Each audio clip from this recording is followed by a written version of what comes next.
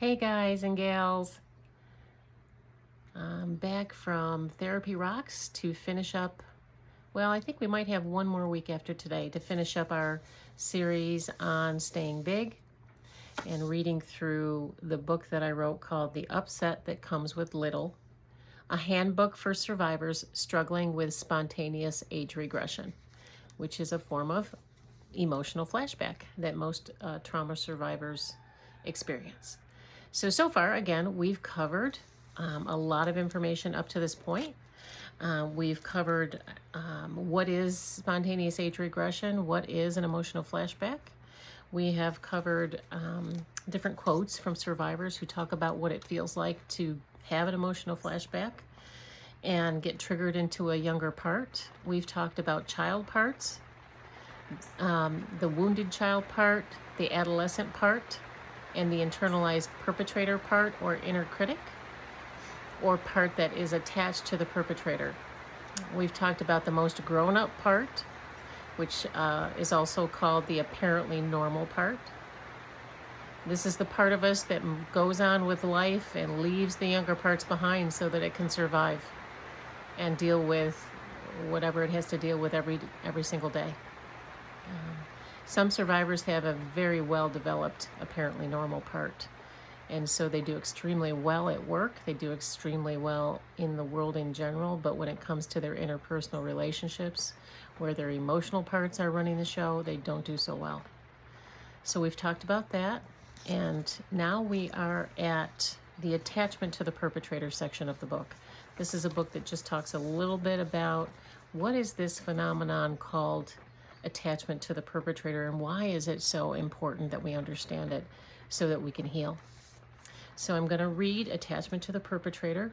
This is a process that forms a trauma bond between the victim and the perpetrator in a situation where there is severe long-term abuse. The bond is formed over time and occurs when there is a pattern of abuse interrupted with occasional good and special treatment. Okay, so I'm going to read that one more time, and I want you to think about whatever perpetrator you had in your life and see if this fits at all. This is a trauma bond between the victim and the perpetrator in a situation where there is long-term severe abuse. This bond is formed over time and occurs when there is a pattern of abuse interrupted with occasional good and special treatment. So I'm thinking about my situation when I was a little girl. I had a father who was extremely ragey, would throw furniture across the room, take his belt off and slam the table with it, and I could go on and on. But he would take us for ice cream sometimes, and he would play games with us sometimes on the floor. And, he would goof around with us in some appropriate ways, some inappropriate ways. But that's the kind of treatment where a trauma bond is formed, and this is an extremely, extremely enmeshed, strong trauma bond that is very hard to break. People sometimes call it Stockholm Syndrome. I remember the story of Elizabeth Smart, and this was, probably 20 years ago. This little girl was taken from her home by two religious zealots in robes, a man and a woman, and they took her probably only, I think, about 10 miles away from home, but no one could find her, and I think she was with these folks for probably almost a year, maybe more. I might have the details wrong, but she was with them for quite a while.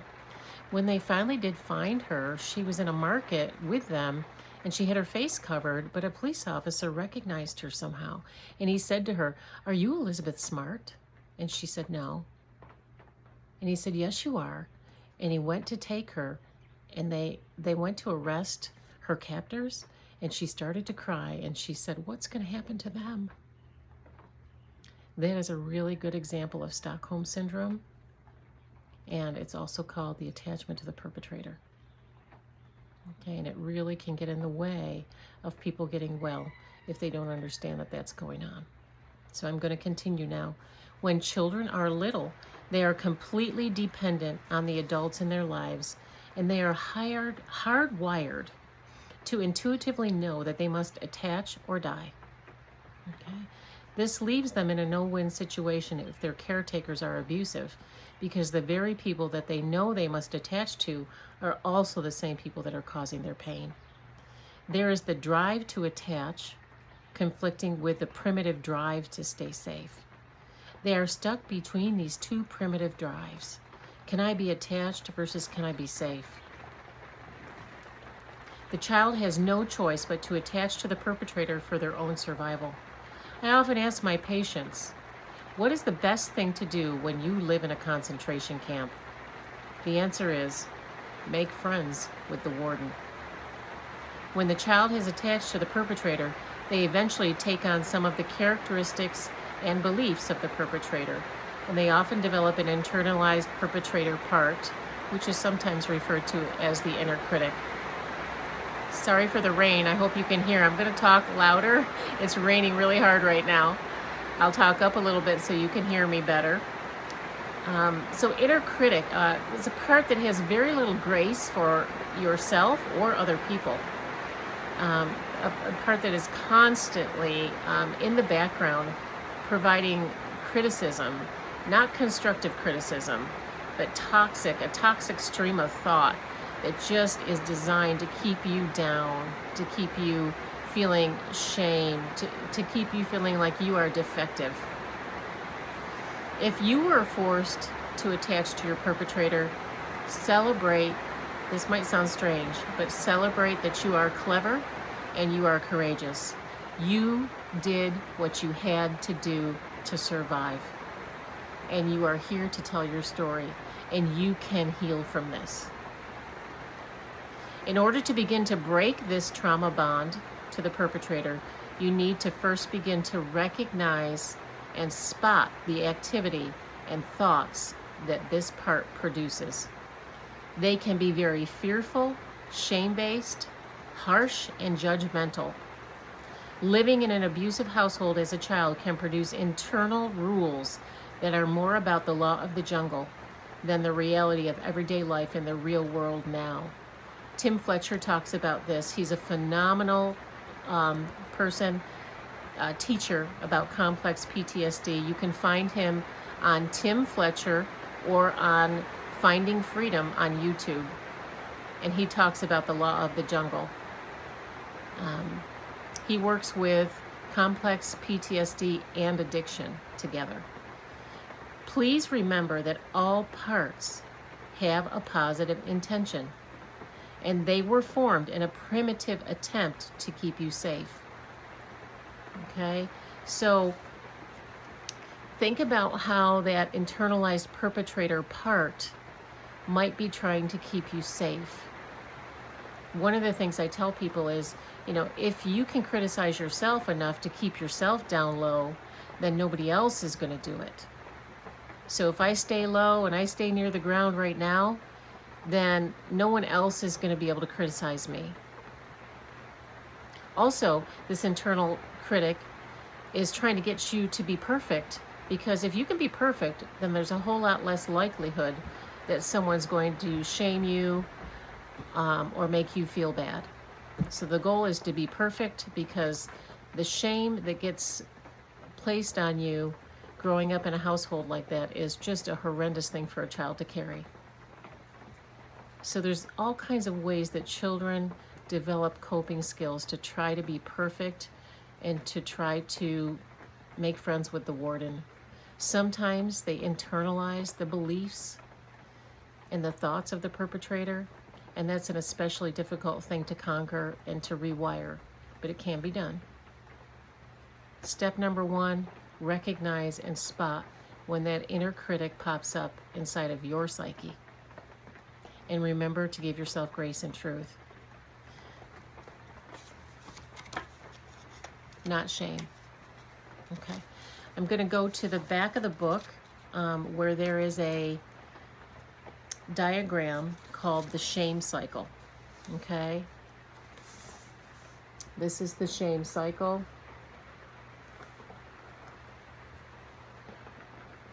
And I'm going to cover it. I'm going to go over it. It's difficult because you don't have the book right in front of you, but I'll do the best I can. The toxic shame cycle. The final emotion the survivor usually experiences after an emotional flashback is shame. Toxic shame left over from the childhood abuse. Over time, this toxic shame can produce an internalized perpetrator part or action system which administers constant doses of toxic shame whenever the person experiences a flashback or overreacts to one. So anytime that we have that $100 reaction to the 10-cent problem and we act out in a relationship or at work or socially, and we wait for 3 to 30 hours to come back to baseline and we recognize that we overreacted, then we get hit. So you get hit by the emotional flashback that takes you into the overreaction, and then you get hit on the backside with shame once you realize that you overreacted. Okay, so there's the double whammy. How does anyone ever get up and walk and heal when this is the kind of thing that's happening all the time? I mean, how exhausting, even for somebody who wants to heal, who's really involved in a recovery program and they want to heal. So that's why it's really important to understand and to spot this thing so that you can give yourself grace and truth instead. So this little top circle here, you'll see at the top, there's a trigger. Okay. Then there's spontaneous age regression right here.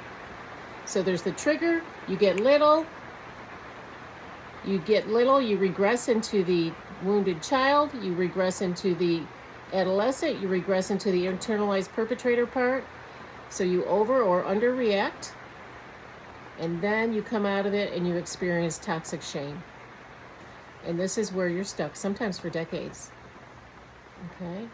What we want to do instead is when there's a trigger, there's the trigger, there's the spontaneous age regression. You see that? We want to receive grace and truth rather than toxic shame, and re-regulate, self-soothe, and reach out. So even though the shame is telling us to stay away from people, that we are defective, we are all bad, that is not true. We're asking people, when you get triggered and you get little, that you apply grace and truth, and that you spend some time self-soothing, reaching out, and doing things to help yourself re-regulate. Okay?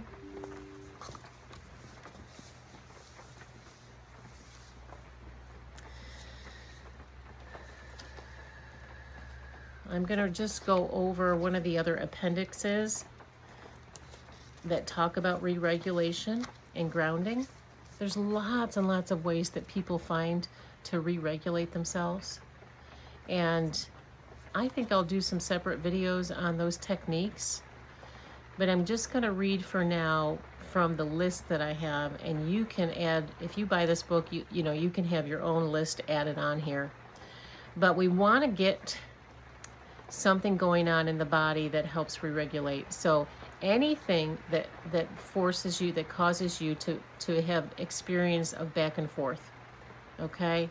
So tapping, this is called the butterfly hug. Tapping can help re-regulate. Okay? Just slowly tapping back and forth, back and forth. This provides bilateral stimulation, which helps the brain, the two hemispheres of the brain, connect better and reset the nervous system. So you can tap on your chest, you can tap on your arms, you can tap on your legs. There's an exercise that the Crappy Childhood Fairy talks about on her YouTube channel.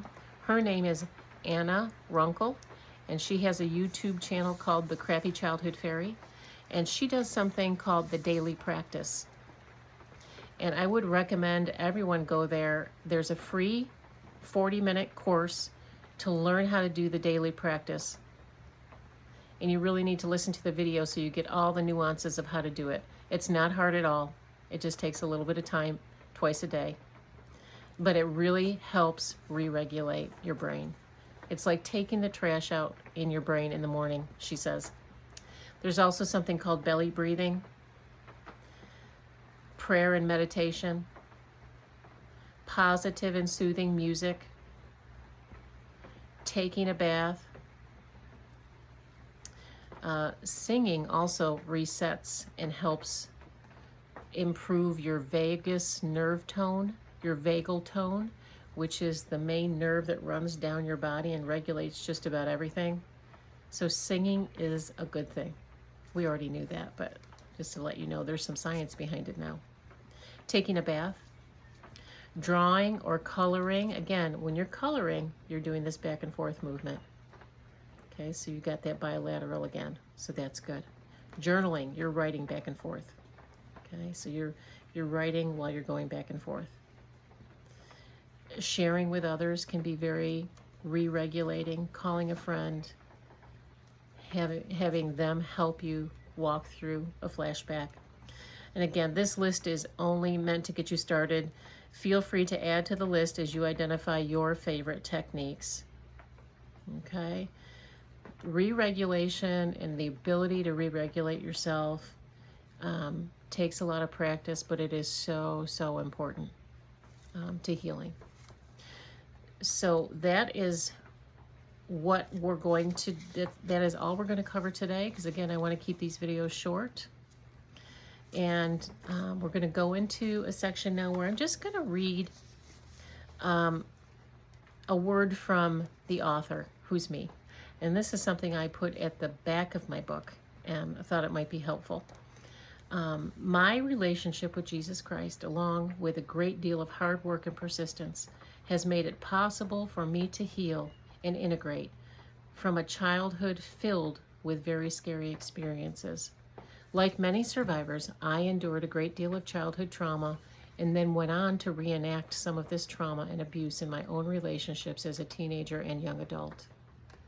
My spiritual life was born out of the worst of my young adult years and has provided me with the grace, truth, and necessary grounding during the emotional storms that threaten to sweep away all survivors at times. Replacing the constant doses of toxic shame with supernatural grace and truth has made it possible for me to move forward in my own process of healing and staying big. In my own work as a therapist, I have witnessed many survivors floundering around and spinning their wheels, trying to find some sort of baseline security in a person. I have found this to be a futile effort that just ends up bringing more toxic shame with it. It is my hope that this booklet will be a starting place for you in your own healing journey, and I invite you to find your resting place in a personal relationship with Jesus Christ, for he cares for you. I will restore health to you and heal you of your wounds, says the Lord. Jeremiah 13:17. So next week, we are going to cover just a few more of the appendixes at the back of the book. We're going to cover characteristics of complex PTSD in the event that maybe you're not sure whether or not you have complex PTSD. This will be helpful. And then we're going to wrap it up for this segment on staying big. And we're going to actually dive in a little bit deeper behind each one of these areas so that we can give you some meat to really kind of chew on to get your recovery jump started. Okay? It's been great talking to you guys again. Again, I want to remind anybody who's suffering right now in an emotional flashback that I get it, that I understand, that I am there with you. I want you to think about me being there with you in spirit, in mind, not even if I can't be there in body. And just know that there are many survivors who understand what you're going through, and we want you to feel our support right now because we understand how torturous this can be, and we want you to get well, and we are for you, and God is for you. Okay. Have a good week, guys. Bye-bye. And God bless.